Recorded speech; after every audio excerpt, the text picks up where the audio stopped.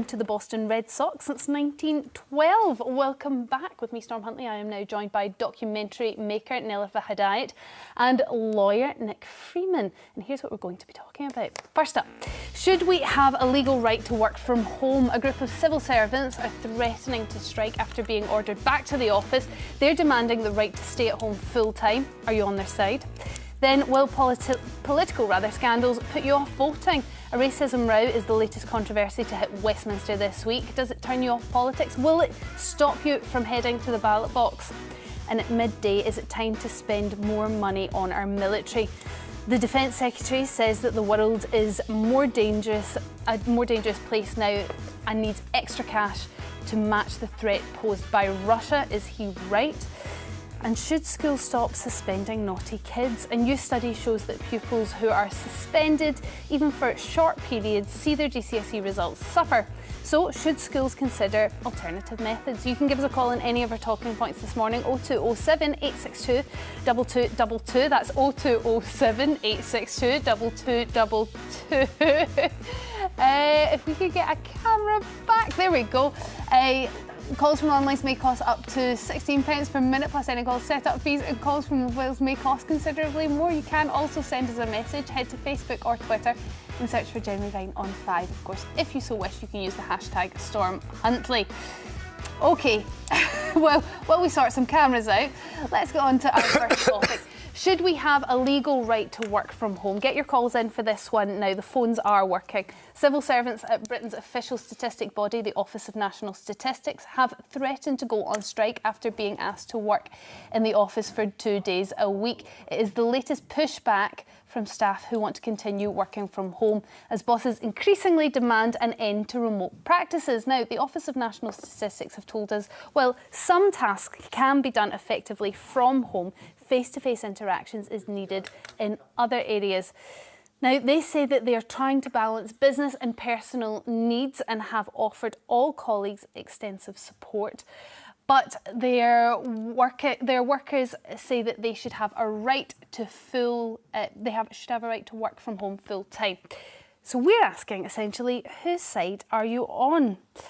Nick, I'm going to start with you on this one. Do you think you have a right to work from home? You do have a right to work from home, but it's not an absolute right, and there's a system in place which is going to change in April this year. There's some new regulations coming in, whereby there's a discussion that takes place immediately, if you want, with your employer.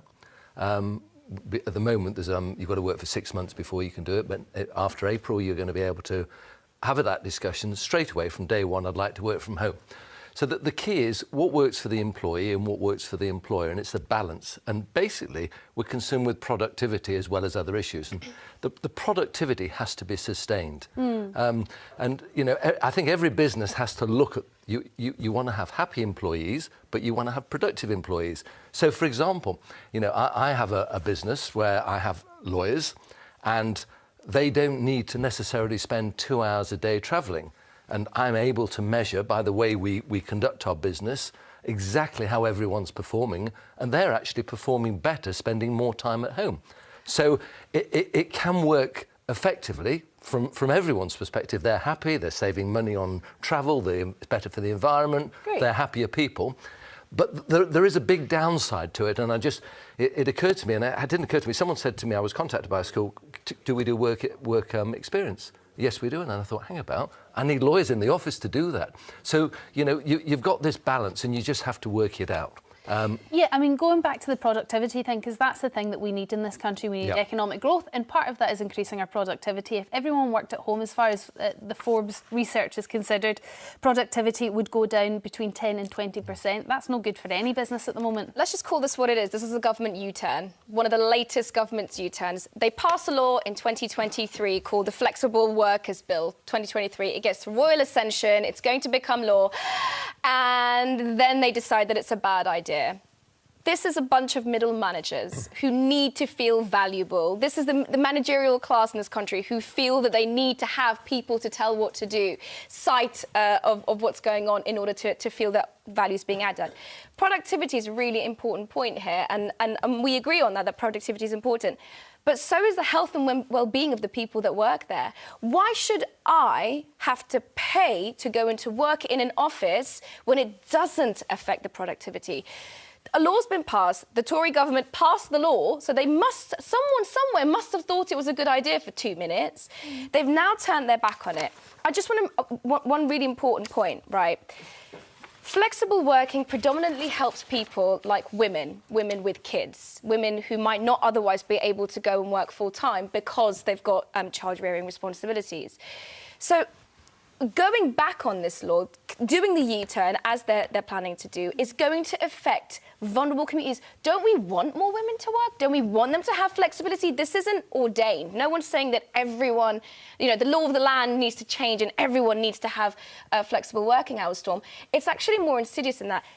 This is a way for government to be able to control civil servants, and a way for a government that seems to be out of touch and out of control. It's interesting that you're calling it a U-turn, because the flexible working bill, if I'm right, Nick, I mean, you're aligned. It's coming in. It doesn't have to come into effect in April. They've actually got the year to bring it in, so they can wait until after the election and never install it. Yes, but it doesn't guarantee... It's coming in 6th of April 2024. It's coming in. That's when it's supposed to come in. It's supposed to come in, so but there's no U-turn. They've actually, just a moment. They've actually made it more generous. Before this set of regulations, you used to have to work for 6 months. They're actually saying from day one an employee can have a sensible discussion, and the employer has to be reasonable in the way that it's dealt with. And yet, the Department of Levelling Up have asked not only councils who have agreed and are trying to introduce 4-day weeks to take it back, actually saying that they might penalise them if they do so. But Nelif, I just want to call you out on the U-turn thing, only because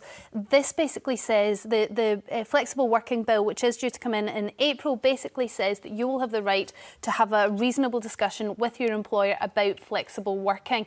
And what the Office of National Statistics says is that we're having problem with waiting times and lags, and we think that's because you're working at home. So what we would like is for you to come into the office 2 days a week. Now, how is that not in line with the flexible working bill? That's a really great question. The flexible working bill is law. It will be implemented, and it should be the law of the land. The fact that the government, this Tory government, has on numerous occasions, whether it's threatening local councils that they must stop their staff from working 4-day weeks, that they must call them in for 5-day weeks, whether it's that, what's happening here with the ONS and other civil servants, not only is it a mixed message, it's you're taking back the rights that you have told us we legally have with a flexible working bill. Sorry, I beg to disagree. They're actually accommodating the employees more. If this was to go ahead, I agree with you. Well, but it's not. It is going ahead. In fact, it is going ahead, and the councils are governed by the law. So what this government are doing is they've actually tweaked something. They've tried to be flexible, and they thought, actually, we're not being flexible enough. We're going to be even more flexible and say there's no bar now for you to work 6 months. You can start straight away. There'll be a reasonable discussion. And what they're saying is, look, 60% of the time you can work from home. I think as an employer, that is really reasonable. And that, you know, everyone has to be sensible and reasonable. I don't think it's about politics. It's about what works for a business. And the problem with the civil service is, apparently we've got the sickest civil servants in the world because they're taking so much time off with sickness, notwithstanding the fact that they're supposed to be working from home. In other words, it can be seen as an excuse for skiving. And that's why we need to have a yardstick, a barometer, where we measure productivity. And if they want to work from home and be less productive, I would say, fine, you can do that, but just hang about. But just a moment, let me finish. But we're going to reduce your wages by 20% because you're being that much less productive. And then you can make an informed choice, because businesses need to increase productivity. The country is really struggling. The issue isn't here that there are flexible working hours. The issue is you've given contracts to people under the promise that they're flexible, and now you're reneging on them. Well, there's no reneging. Okay, I'm going to go to the calls. People that are in the ONS have flexible working hours, and they've been told they're not allowed it. Martin from South Yorkshire, what's your thoughts on this? I mean, Nelif is right. Essentially, they were offered flexible contracts, but do you think asking someone to come in 2 days a week is still quite flexible? There's no problem. There's no... No problem with what, Martin? Well, my son works for one of the best insurance companies in the world, in the country. He got a job saying, no, working for the fraud department of that insurance company, they moved their department to Stratford-on-Avon, he lives in Doncaster. Right. So they said, what's the point in us paying you to travel to Stratford-on-Avon, put you up in a hotel? You may as well work from home. Okay, well, that sounds like his employers are very much in favour of your son working from home. Yeah, and it's just every now and again they'll say, we need you to come down to the office. So then they'll go down to the office. Yeah. But as I said to your call handler, the flip side of that is my next door neighbour, who's a salesman. He sells whatevers. And when it was pandemic and he got told work from home, it was a nice summer that year. He spent most of his time during the summers sat in the back garden drinking beer, and I used to say, why aren't you working? You're supposed to be working. And he used to go, I just fancied a break, that's all. Well, do you know what? You're due breaks in working hours as well, so maybe he was just taking his break time in the garden, which he is more than entitled to do. I don't know, but certainly there has been an increase of people working at home post the pandemic. Now, that might be, you could argue, Nick, that people are getting lazy and they don't want to leave their sofa. Or you could argue that people have just worked out we now have technologies that make it completely possible for someone to be able to work from home. And so, like your son, why not allow them to if it saves everybody time and money? I suppose. Would you agree with that, Martin? If he'd got to go to the office every week, they would have to hire him a car, pay for the fuel, pay for him a hotel.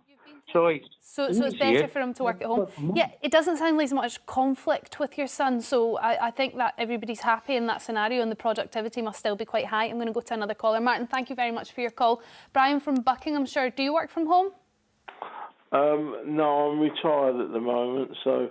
At the moment, are you planning on going back into work? No, I'm too old now. Just retired. OK, great. And when you worked, would you have been able to work from home? I would have felt... No, I wouldn't have been, because I worked for the fire service, I worked for the prison service, and those jobs don't... And London Transport, those jobs weren't working from home. No. The point I wanted to make was that I am annoyed very strongly. The same thing happens at Christmas, all these poor people. They don't worry about the blue-collar workers. When you get up in the morning, you turn your gas on and it works. You turn your electric light on and it works. Somebody has got to be at those stations and they work. They're not working from home. No. You've got firemen, you've got policemen, ambulance drivers. I agree, Brian. There are some jobs that you cannot do from home. Mine, for example, this would be very difficult for us to all have this conversation if we weren't here, although we did manage during COVID, but it is much better in person. But Brian, these people can work from home. It is absolutely possible for them to do some of these tasks, even by the Office of National Statistics thoughts. Some of these tasks are possible to do from home. Why not just let them do that if it saves everybody money? And actually, it saves them commuting. It was better for the environment. I'll agree to that, yes, but the amount of people that can work from home is a lot less than the people that have to go out. I see what you're saying, Brian. We're focusing on the wrong thing, a minority of people. I mean, perhaps we are, but a lot of people work for the civil service. Brian, thank you for your call. Stephen from Leicestershire, what's your thoughts? Well, nobody's mentioned the consumer in this. Nobody's mentioned the what? The consumer of these services. Yes, OK. And how do you feel you're accessing the Office of National Statistics data being recently? Well, it's down to service. If you've got a business supplying a service to a consumer and you put the rights of the employer and the employee above the consumer, then that seems wrong to me, because without the consumer you haven't got a business, so surely they should be in the equation. Nilüfer? I agree with you, and fully agree with you. You can't go, you know, you don't expect a surgeon, for example, if you're getting a hip replacement, to work from home and deliver you the care that you need. You can't expect someone who's working in a fire station to do the same. But Stephen's talking about the civil service as well. I mean, people are having their passports delayed, they're having driver's license delayed getting to them. There's huge delays on I'm not convinced that, you know, passports are still made by work people's hands, you know, toiling there trying to make them. These are computerised systems, and email is all that. I applied for a new passport in January and got one very quickly. It's all automated. This is an automated. One important point. Flexible working isn't just about working from home. It's about having staggered, maybe you want to come in a bit later because you're dropping the kids off. Maybe you need to leave a little bit earlier because you're a carer for a family member or a friend. Culture's changing. The world is changing. Work must change with us. If these jobs aren't going to facilitate or help us deliver the service...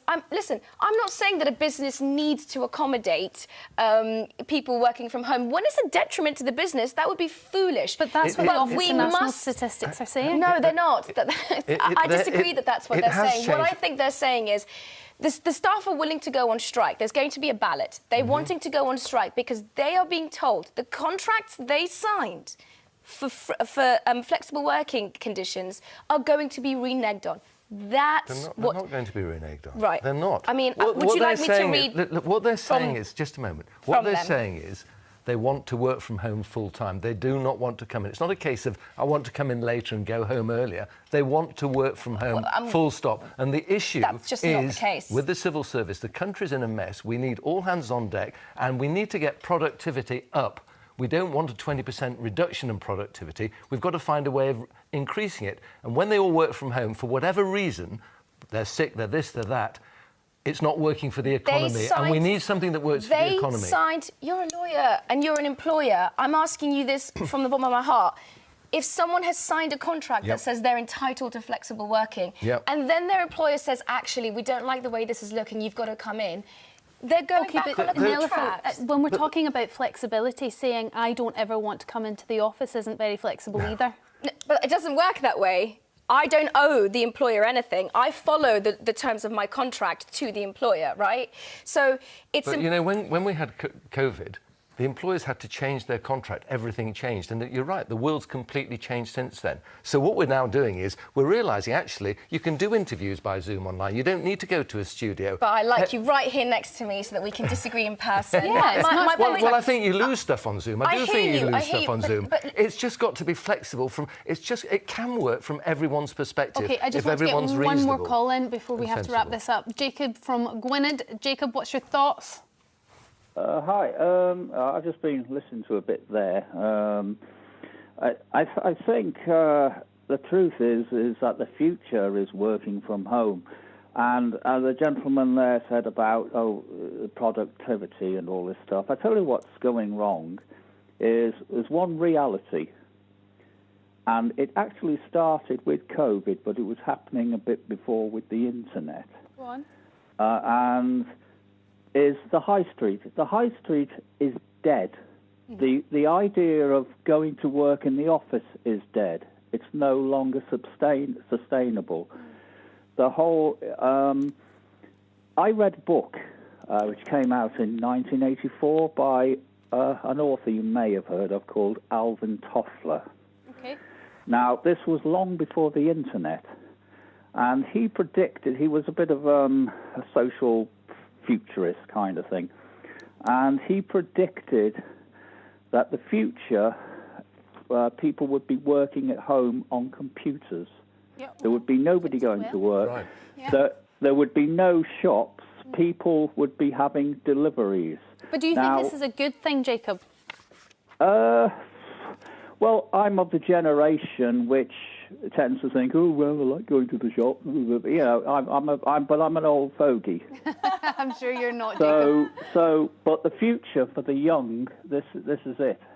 And I think there's a lot of positivities with the high street and the office work and because every day you see, like you see at any city, there's like a huge stream of cars going through the city. I mean, they talk about people working and said, what are they doing? They're all sitting in their cars. So they're not at work, are they? I don't know. Well, sitting in cars or sitting in trains if they've got long commutes, yes, certainly. And working from home would cut that out. Don't we lose an awful lot in certain industries, like lawyers? You know, a young lawyer, a trainee doctor, they're watching, learning, picking up. That, you know, sitting behind someone in court. They'll be in court with you when you're in court. OK, but in the office, we're learning to feel calls. Forget. God, I can't. I really can't. This is the future. It's the way things are going. We have to be on board. By the way, and that's what the government's doing. That's what the government's doing. One thing we have barely scratched the surface of, and I'd love to know what other people think, but we have no idea how artificial intelligence is going to transform the world of work anyway.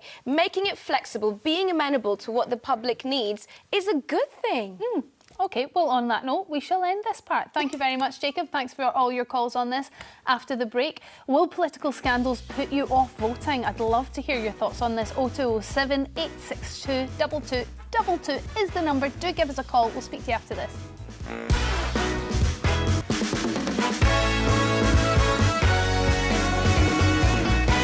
Have a think about them later. I can come up with about 3. Welcome back. We are live on Channel 5 with Nilüfer and Nick. Now, later, is it time to spend more money on our military? But before that, I want your calls on this. Will political scandal put you off voting? 0207 862 2222 is the number to give us a ring. We're coming to the end of another week of our politicians coming under scrutiny. The Prime Minister is facing calls to return millions of pounds to a donor accused of very serious racism against MP Diane Abbott. That comes on the heels of the suspension of Lee Anderson from the Tory party over Islamophobic comments and Labour's candidate for Rochdale for anti-Semitism. Over the past few years, it does seem like Westminster has been inundated with scandal, from Partygate racism to accusations of inappropriate behaviour. So are you losing faith in politicians? Will it put you off voting when the election comes around? Nick, what do you think?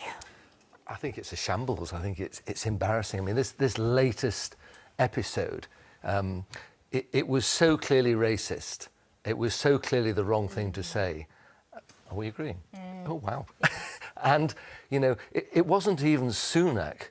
That they pontificated all day. There were different comments coming out. And all they needed to say was, straight away, Sunak, the Prime Minister, should have said this was outrageous, it was disgusting, it was 5 years ago, it was a joke, it didn't represent it, it doesn't represent his views now, it wasn't serious at the time, I am so sorry, and no, I'm not giving the £15 million back. That would have it would have dealt with it properly. What should they do with the £15 million? Look, if it is indeed £15 million, there's a discrepancy. Ask Diane Abbott what she'd do with it, perhaps. Let the woman speak. I'm not so concerned about what Diane Abbott would think about it. She's not great at maths, as we've heard in the interview with Nick Ferrari. It doesn't matter if she's great at maths or not. We shouldn't be advocating for her to be shot, I think, is the point. She's under investigation at the moment, isn't she? That for anti-Semitism. You know, people who are in trouble still deserve to live, right? Still deserve not to be told that they're going to be shot or that they're I couldn't agree with you more. I completely agree that his comments were wholly inappropriate. It's the way that the Tory party handled it. It was disgraceful. And as somebody, I've voted for Tory all my life, I'm appalled at it's their incompetence, their ineptitude. They've had 14 years, and something as simple as this, they don't seem to get a handle on it. And then, of course, you think, right, well, it's time to give someone else a go, and I'm looking at reform. And I think, well, the Tories don't represent my voice anymore. So are you thinking about changing your vote? I'm actually thinking I'm so upset with the way the Tories have dealt with the last 14 years. I've never known the country in such a broken state. And this is the icing on the cake. This is, how can you be so stupid as not to recognise this is racism? Why don't you deal with it as a competent, sensible, intelligent human being? If you're not capable of doing that, you are not capable of running the country. So that's my view. Labour, though, Nilüfer, hasn't been free of scandal in the last little while. I mean, how does that make you feel? There are two things you need to happen in order to win an election. You need the other side's voters to not vote, and then you need your voters to vote. And I genuinely think the state of the Labour Party, the state of the Conservative Party are alienating both of their voters. And I agree. There is nothing... Democracy is not a destination, it's a journey. We all have to do it in order for it to work. And I have never, and I've been a journalist for 15 years, like I've never been more worried about the tone and the kind of conversations we're having. I am worried. I am genuinely worried. Look, I come from Afghanistan, where we don't have votes, we don't have elections. And coming to the UK, I remember the first time I voted. I remember what it meant to me. I remember being excited by what the political parties were saying. Even the ones I disagreed with, I felt like I was doing something. The state of politics in the country today, the tone of the conversation, the hate and malice, and more to the point, Storm, the corruption. I'm not surprised no one wants to vote. Look, but now it's never been a more important time to vote. I have never been more But do you energized. feel like for you there is somebody there for you to vote for? I will vote because I have to vote. Who I vote for, I think, is going to be the challenge. I am not a Labour voter. I'm not a Labour voter. I've voted for all types of parties in my life, so I'm not a natural Labour ally, and they certainly haven't won my vote.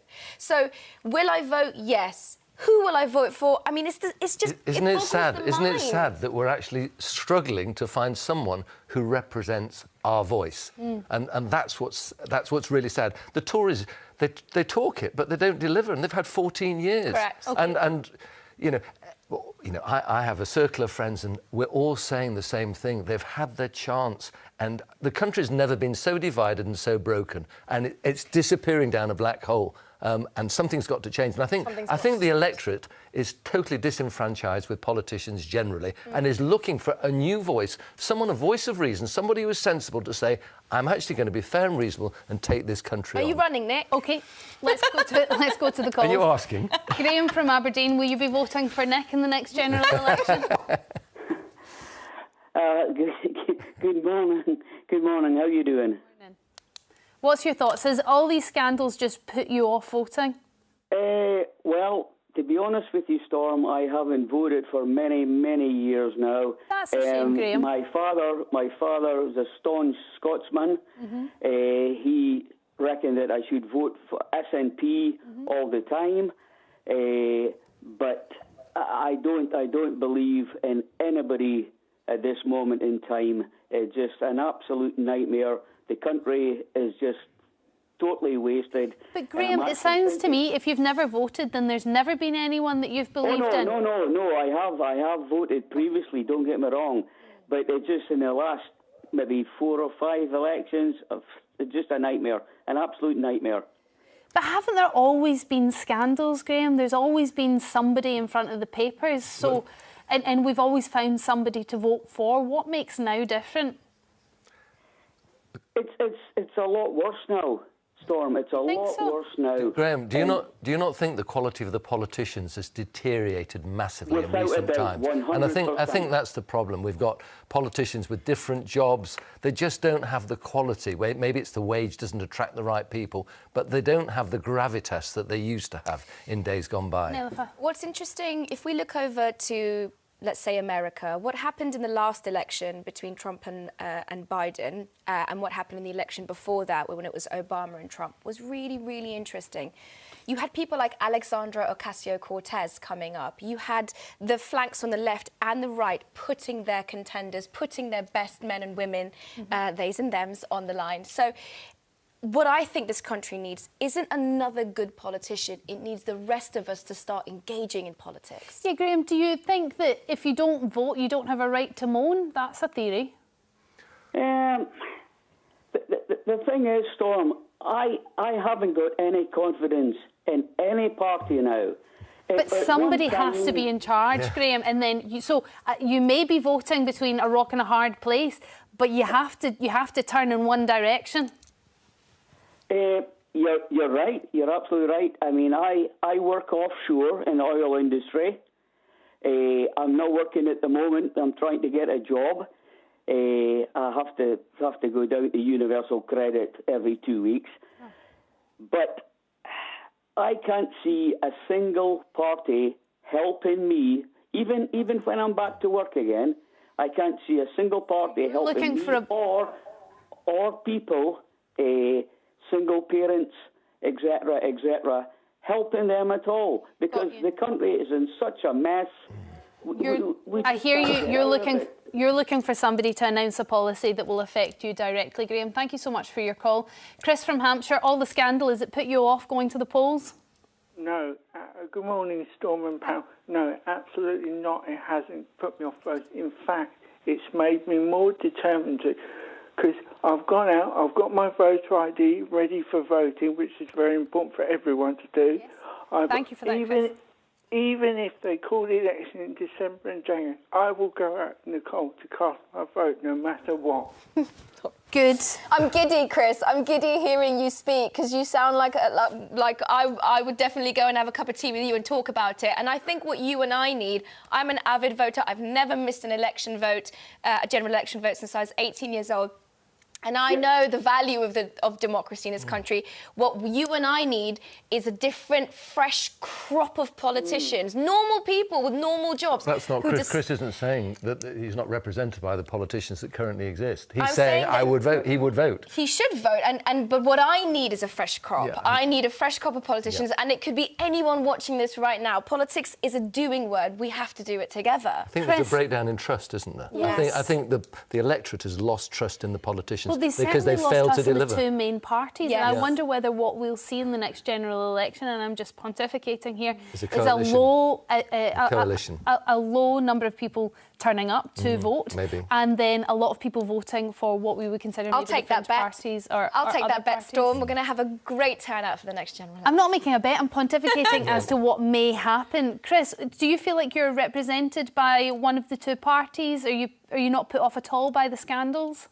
No, I mean, in fact, at the moment, one of the parties I feel very put off because I've got disabilities, so I'm feeling very picked on by one group, being told I'm a liar about all that. I find that really insulting. So I actually would like it if there was more parties that focused on people with disabilities now, because we're not all taking the mickey. So sometimes I feel like we're being deliberately alienated. Does that make sense? Yes, it absolutely does. You're being very clear. Is there any party out there that you feel is doing anything for you at all? I'm not talking about Labour or Conservative. This could be Lib Dems, it could be the Green Party, it could be any other party that you feel may actually... It could be Reform. Any other party that you feel will do work for you? I think at the moment, unfortunately, there's not many parties out there for me. I mean, if I was going to put my vote at the moment, I think I'm more likely to either go Liberal Democrat or Reform. But the main two parties I'm very disillusioned with. It's very interesting, actually. Reform seems to be getting quite a flood of the Tory, traditional Tory voters. The problem is it might put Labour in, because people like myself, who will be a traditional Tory, are probably going to vote Reform next election, because it's a protest, but they've had their opportunity, they've lost it. So we want to. You're only going to put a party in by voting for them. Yes. And it may be that so many Tory voters actually think we've had enough. We're going to vote Reform, and maybe some of the Labour will take the same view, because, as you said, they're not doing a good job, are they? Do you think? Hold on, I just want to ask you a question. Do you think that Reform may be the Conservatives' biggest concern, not Labour? Yeah. Without a shadow of a doubt. The last Boris Johnson would have not won the election if it wasn't for the UKIP vote. They just simply wouldn't have won. He didn't have the numbers, and he won the largest majority that the Tory party has seen in living memory. And isn't that a sad irony? So this is the point. When you and I really, really respect, and I'm humbled by Chris's point, when you alienate a group. There was a time when the Home Secretary from the Tory party, Suella Braverman, took it a week-by-week opportunity to chastise, minimise and pick on different members of society, whether it was the LGBTQ plus community, whether it was disabled people, whether it was the police, whether it was immigrants. And so we've got a culture of, we've got a culture that has been swayed and lurched to extreme xenophobic, hateful rhetoric, and we need to come back to the centre. We need to figure out what Britishness means and what that collectivity is. I think a lot of what Suella Braverman said was actually divisive. Right. She spoke the truth. And it the problem was divisive. Well, sometimes people don't want to hear the truth. Chris, they don't want to hear the truth. And I'm not suggesting she wasn't a little bit extreme. Saying homeless people are responsible for their own homelessness and shouldn't live in tents isn't the right thing to say, is it, Nick? There might be a degree of truth behind it. There might be. If we look at case by case, there might be. We're not discussing that now. Specific politicians here, but there have been more serious scandals, I would say, even more recently. It's a litany of scandals, isn't it? It's a litany of scandals, It's yes. never, It's almost like it's one never, after the other. never ending. It's never ending. There's almost like a... You know, you used to have the Profumo, and wow, that was it, and people thought, and it went on for years. Well, but now there's sort of scandal after scandal. There's almost a theory to it. If somebody comes up with another scandal, people quickly forget the last one. This last one was 5 years ago. He said these things 5 years ago. He said them 5 years ago, but they've came out recently. Yeah, now, no, I understand why that. Well, number one, why? I don't know. And that's why it was a golden opportunity to just kill it. It's dead. It's old news. That's what it's a lack of judgment, a lack of ability that I find so frustrating. OK, I want to read a couple of messages that have come in. Also, 0207 862 2222 is the number for your calls, for your thoughts on this. Will all these scandals, the litany of scandals, stop you from going to the polls at the general election? John on Facebook says, I gave up before the last election when politicians were ignoring the electorate and many of them weren't even representing the party that their constituency had voted for. Phil on Facebook says, elitism is the biggest issue regarding politics. Too many rich, privileged individuals who went to private school and they don't know how it feels to be on the breadline. A lot of people have criticism actually for Rishi Sunak. I mean, he is richer than the king. Yeah. And so there is an element of people would say potentially truth to what Phil is saying, that he hasn't ever lived in the real world, and how can he relate? I think most politicians haven't lived in the real world. They haven't done a job. They haven't employed people. They haven't created productivity. I think that's a big problem. And that doesn't give them good training to go out and say what other people should do. You need to experience it in order to understand business. You said earlier that we had a lack of quality in our politicians. What would be the one change that you would make to try and get better quality, a higher quality politician in Honesty. I'd like. But how do we get honesty? Well, if a politician says, I'm going to do something, for example, parking tickets. The bane of us all. 5 years ago, the government said that it was going to deal with them in a different way, to be fairer to the driver. What has it done about it? 5 years later, absolutely nothing. So if you're going to say it, do it. It made sense. It got some tabloid time. It got some newspaper coverage, but they've done nothing. And it's just disgraceful. And what it means is... I just want to give Nellifer a chance to tell me what she would change. One thing that she would change, because I'll get on that soapbox with you as well. We need a new crop of politicians. Normal people have to change politics by being involved in politics. OK, thank you for all your calls on this. We're going to have to move on after the break. Is it time to spend more money on our military? The Defence Secretary says that the world is a more dangerous place and extra investment is needed. Do you agree? 0207 862 2222 is the number, and we'll see you after this.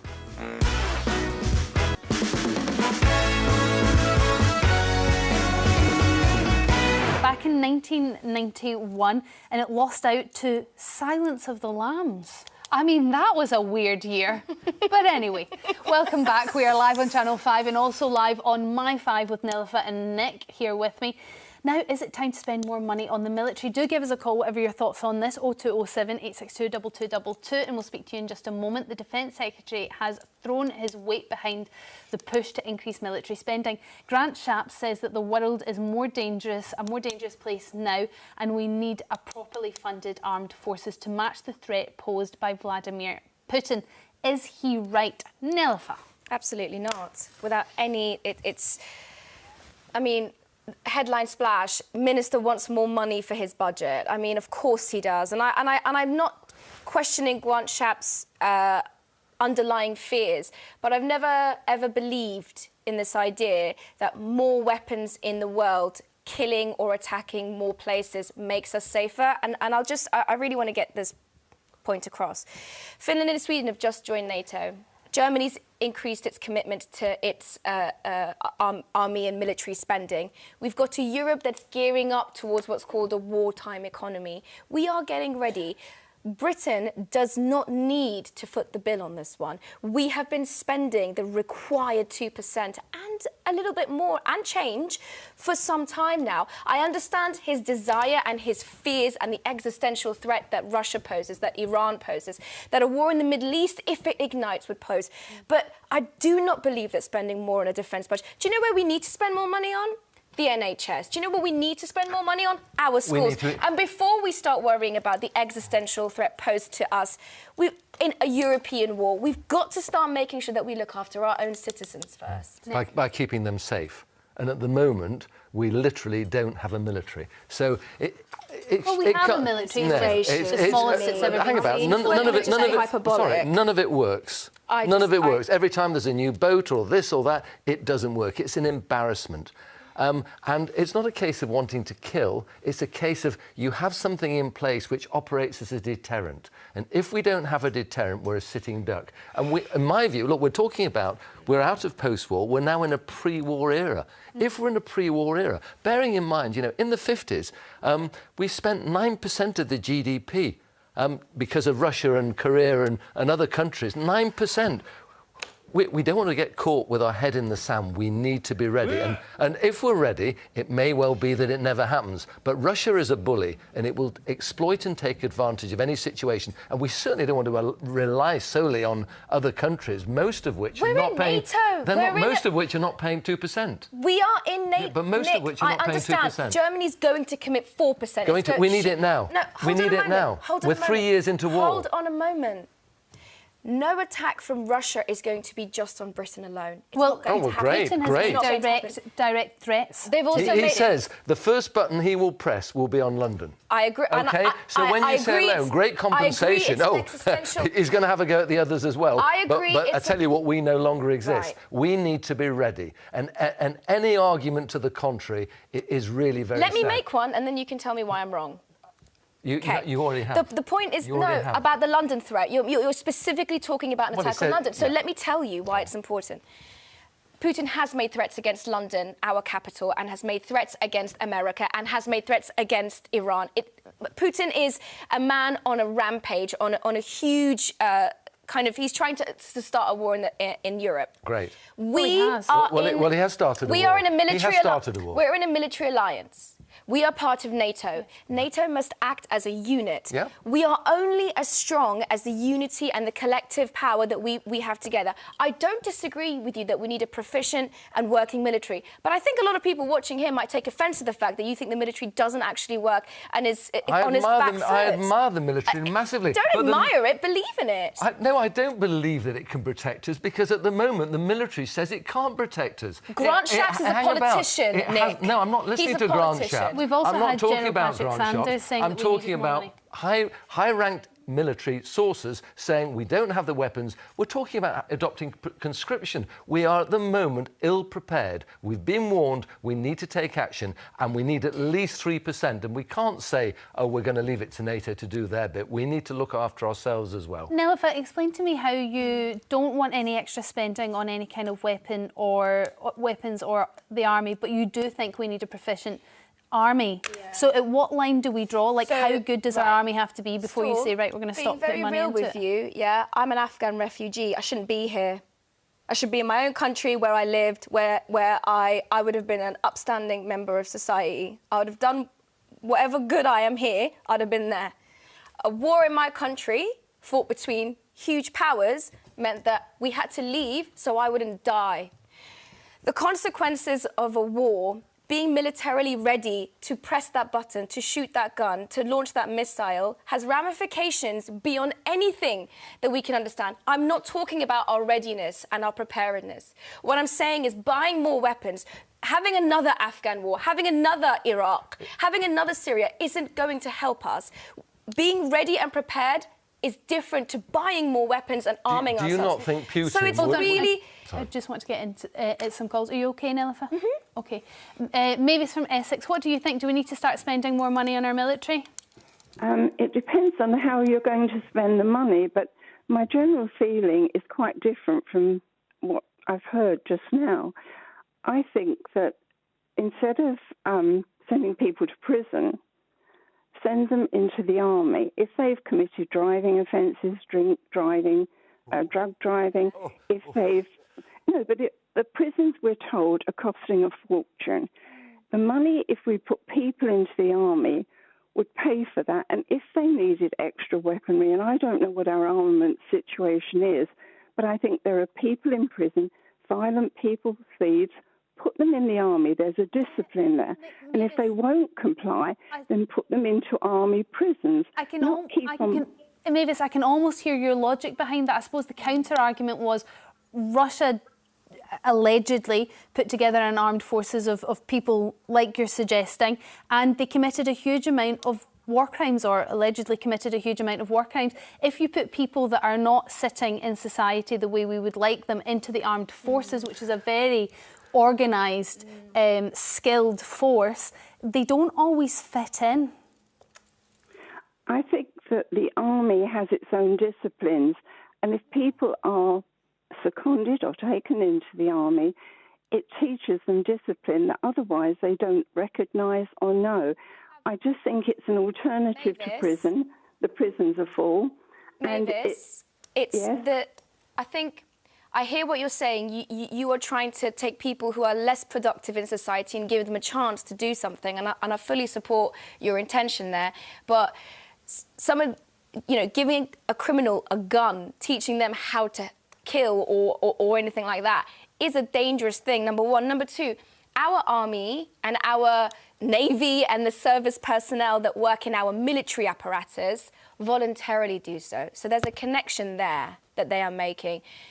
Getting the criminals in prison or getting people who are convicted into the army feels more like a good idea than something that would work out in practice. Mavis, I don't know what you're saying about the people that are in the armed forces at the moment. I don't think they would particularly be delighted to hear that you think that criminals would fit in well with them. And Mavis, I don't think that the motorist who's just committed a sort of relatively trivial speeding offence, fixed penalty, will be happy to be told, right, instead of penalty points, you're going to sign up, here's a gun, and we're going to train you. I'm not sure that's proportionate to the gravity of the offence. But we always like out-of-the-box thinking. But I do think the idea of conscription, particularly for people who don't want to stay at school, who don't want to learn, I think a certain type of conscription would actually be beneficial to them and beneficial to the country. I mean, Latvia has just embraced conscription and they're finding it a very positive experience. And I certainly think, and I have suggested before, because of the educational problems we have with certain sections of society, that by putting them in the army, they will learn respect, they'll learn discipline, and they'll learn about themselves, and it would actually be a very positive experience for many. What do you think about that as a compromise, Mavis? I think that conscription is a good idea, and somebody was talking about Russia and what's going on over there. I read a book by Frederick Forsyth that was called The Devil's Alternative, and quite honestly, the people on your panel should read that book, and it will make their hair stand on end, because what Russia is doing at the moment to the Ukraine is very much of that book, and there's nothing going to stop them spreading through the rest of Europe unless we have an army, an air force and a navy. So you would say more money then to the army. Mavis, thank you very much for your call. Carol from Edinburgh, the UK military, is it strong enough? Is it big enough? Well, I'm coming at it from a different angle here. You see, we've got 8 million on our NHS waiting list, and we pay for the NHS, and we also are paying our taxes for the arms industry and the war. Now, I think people here are more important. The people here, there shouldn't be waiting lists as long as that. I understand we have to have some kind of defence. I do understand that. But at the rate we're going now, people in Britain are dying. Yes, but Carol...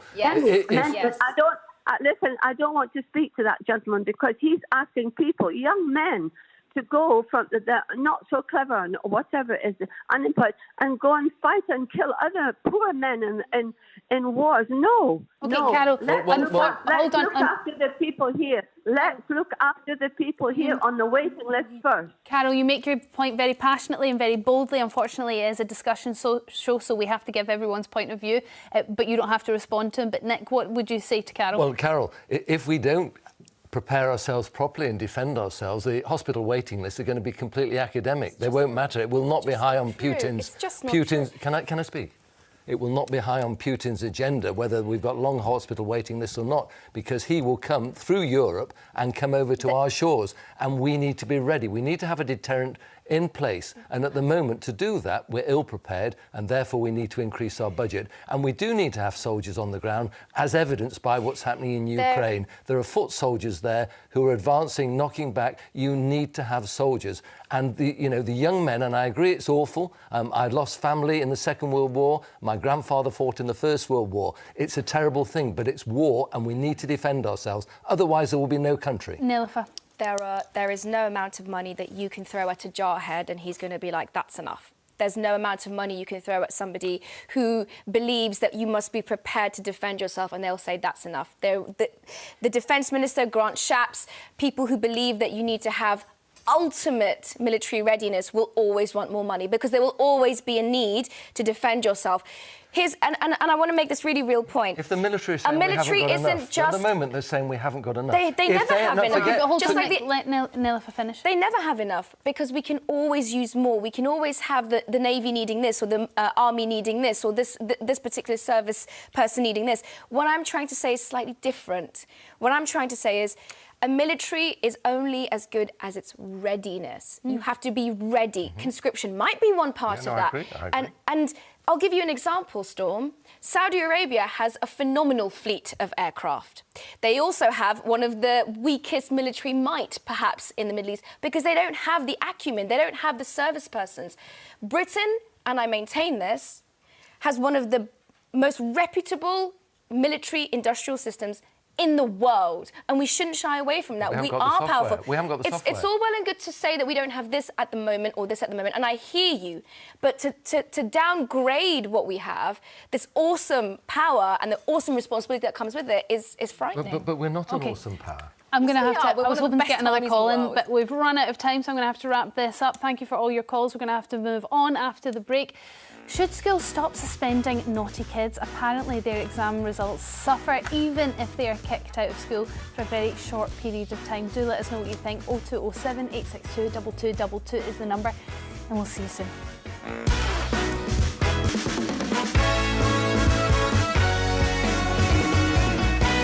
Welcome back. Nilufer and Nick still here with me. And now, should schools stop suspending naughty kids? Let us know your thoughts on this. 0207 862 2222. A new study from Impetus, a youth education charity, shows that pupils who are suspended, even for short periods, see their GCSE results suffer. The research also shows that there's a strong overlap between children being suspended and those diagnosed with special needs and mental health issues. So should schools be considering alternative methods of discipline instead of just kicking disruptive kids out of class? Or should the priority be with the children who are behaving? Nilufer. We have to decide what we want schools to be. Do we want schools to be a place where we punish bad kids? Or do we want schools to be a place of education? I completely disagree with the idea of suspending kids for bad behaviour. If a child is behaving criminally, violently, sure, absolutely, get rid. Then they have no place in traumatising or harming teachers or other pupils. But some of the reasons, I remember when I was at school, some of the kids in my school got chucked out, got suspended, 3 or 4 day suspensions for chewing gum or for not wearing the right uniform. And once we suspend kids, once we tell them they're bad, and the way we tell them they're bad is by removing them from school society, by saying you're so naughty, you're so depraved, you're so out of order, you can't be with us anymore. It teaches a level of alienation that I think we then carry into adulthood. So I couldn't disagree with this more. I fully support the findings of this study that suspending kids is not the right way to help their education. And if we decide that school is where you go to be educated, then clearly we should get rid of this. Nick? I strongly disagree. The problem is, if you allow... children aren't going to be suspended because of chewing gum without being given a warning. Or you need to wear the right uniform when you come to school. They're told, and eventually they don't comply, they don't respect the rules of the school, off you go home for a few days. Even if those kids, they're so disruptive, unfortunately, and I blame the parents, but even if these kids weren't suspended, they wouldn't get any exams in any event, because their intent is not to learn. They're not there to learn, they're there to disrupt for whatever reason. And I think the priority should be We need to embrace the kids who want to learn. Why should we allow children who, for just listen, who for whatever reason don't want to take advantage of the education that's being on offered? We haven't got the resources to manage 1 in 9 children. It's about 10% of children now are apparently suffering from some sort of disability. I mean, to me, it sounds absolutely ridiculous. We need some discipline in school. We need respect. We need to enable the teachers to teach the kids who want to learn. And in an ideal world, everyone will be willing to do that. There is a significant number who don't. You know, the truancy now is about 22% since COVID. I just don't understand what the parents are doing, saying to little Johnny or Jane, don't worry, sweetheart, you don't need to go to school. Obviously, there are genuine cases, but 22, 23%, it's a joke. And yes, it's sad for these people. They will never get on in life. They're always going to be a drain on society. But at the end of the day, you've still got the balance who are going to be educated, and we don't want to punish them or in any way disadvantage them because of the behaviour of the minority. It's amazing to think the number of children you have just dismissed, that you have just written off in one simple comment. I haven't written them off. You have decided that the kids who are perhaps not doing well in school, who are naughty, as you say, deserve to be almost treated as second-class citizens as compared to the smart, intelligent... What would you do with them? One moment. Just please admit that you've just essentially written off an entire generation. I'm not on trial, and I haven't written a generation off. It's so disappointing. They have the choice to come to school, listen and learn. If they don't want to do that, that is their choice, and there are consequences with it. Nick, you seem to like numbers, so let me give you some. There are millions of kids in this country that are malnutritioned, hundreds of thousands of kids who are sexually or physically or emotionally... They have free lunch. They have free lunches. One moment. They have free school lunches. One moment. Where are you getting these statistics from? Oh, my goodness. I mean, we could exchange emails later and I'll send it you, but nothing I'm saying is wrong. Storm, can you correct me if I'm wrong? No, you are right. Thank you. Moving forward, millions of kids who are malnutritioned. There are hundreds of thousands of kids who are suffering abuse, emotional, physical or sexual. Sure, that's true. There are even more who don't have the same parenting or the level of care and attention that they need outside of school to perform well in school. Usually it's the ones that are facing massive challenges outside of school that may act out in school. Suspending them institutionalises them. And you and I want productive members of society, don't we? Absolutely. The best way to do that isn't with a stick, it's with a carrot. Suspension is the wrong way to treat problem behaviour. That's the ultimate sanction, isn't it? I just want to go to a call. Keris from Glasgow, because you were a former teacher, weren't you, Keris? Indeed I was, yeah. And what's your thoughts on suspension? Does it work? Well, I think we're looking at completely the wrong angle here. This is just a symptom of a much, much larger problem. Go on. In that we are not funding schools at all in the way that we should. Since 2007, there's been a systematic closure of special needs schools across the school. And I know the intention of that was to integrate schools, SDN kids into mainstream school, but that doesn't work if you don't actually fund it and you don't provide specialist teachers. Yes. As a teacher myself, if I had a class of 32 children, and 3 of them were being incredibly disruptive to the point at which I couldn't actually teach the class, I want them removed. Thank you. That's my point. And so that's my point. So what you're saying now, we're in a situation where suspension is the only method we have left, but you would like to see things put in it's a whole, and I absolutely agree with, I'm so sorry, I don't remember the young woman's name. I'm Nelifa. Thank you, sorry, Nelifa. I do agree with you that it is not the perfect situation, I agree but we as are well. in dire straits. Like, I don't know what else you expect us to do as teachers. Teachers are walking out. Absolutely. So Keris, what has to happen now, given that, you know, we're in financial constraints, not a huge amount of money is going to be poured into the education system anytime soon, certainly not as much as they need by the sounds of things. What other method could teachers use then if it isn't suspension? Attention, time, resource. But we don't have the resources. It's resources which we don't have. So now we've got... And Cheris has said... Resources.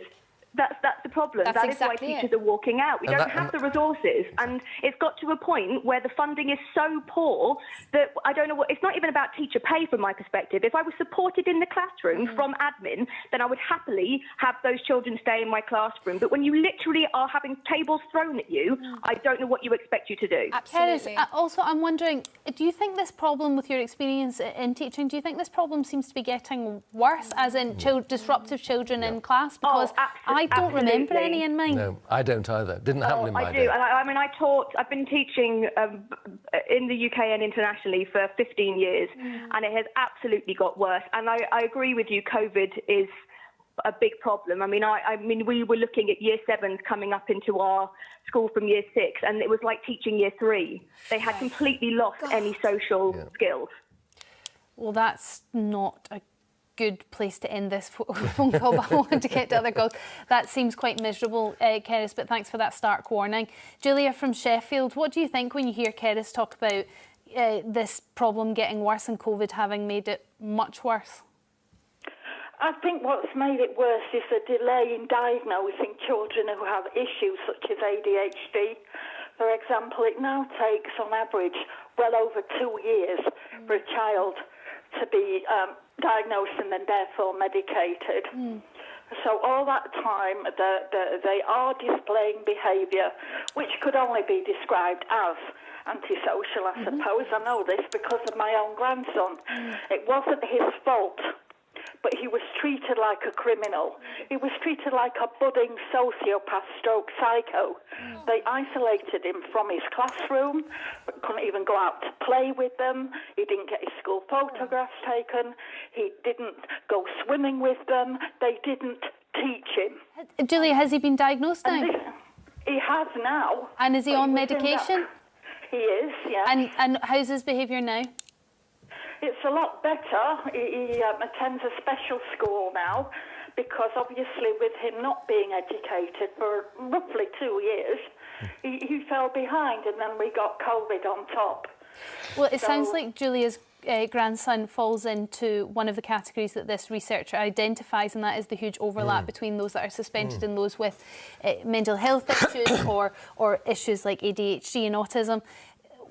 I mean, you can't ignore that when you're talking about suspension, and it does seem unfair to treat someone with one of these conditions like a criminal. It's completely wrong. It's a resource problem. And what I'm just being pragmatic. As Cheris said, if you've got a class of 32 and you've got 3 kids who are disruptive, you've got to prioritise in the absence of any alternative of suspension. It's not ideal. You wouldn't want it. You want to put them with special teachers, specially trained to look after them. But we need the money and we haven't got it. So what do we do? And that's the difficulty. I think we all agree. Ultimately, they can't be part of the normal class. But if we don't have the money, we can't look after them. And we need to look after them. I agree.